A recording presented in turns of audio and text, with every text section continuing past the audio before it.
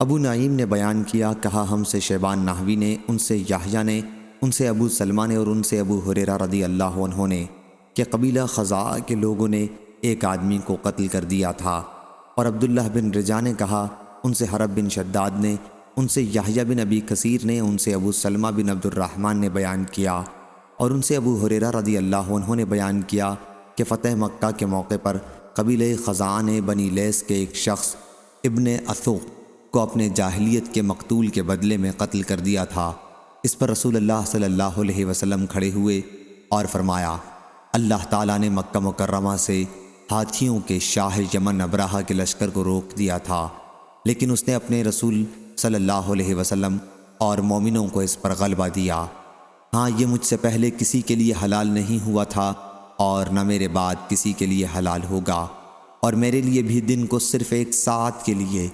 اب اس وقت سے اس کی حرمت پھر قائم ہو گئی۔ سن لو، اس کا کانٹا نہ اکھاڑا جائے، اس کا درخت نہ تراشا جائے، اور سوائے اس کے جو اعلان کرنے کا ارادہ رکھتا ہے کوئی بھی یہاں کی گری ہوئی چیز نہ اٹھائے۔ اور دیکھو، جس کا کوئی عزیز قتل کر دیا جائے تو اسے دو باتوں میں اختیار ہے، یا اسے اس کا خون بہا دیا جائے یا قصاص دیا جائے۔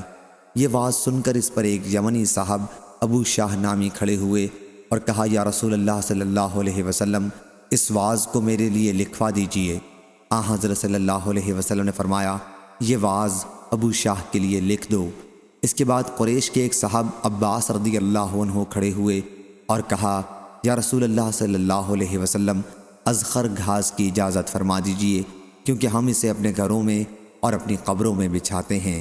چنانچہ حضرت صلی اللہ علیہ وسلم نے اذخر گھاس اکھاڑنے کی اجازت دے دی۔ صحیح بخاری حدیث نمبر 6880۔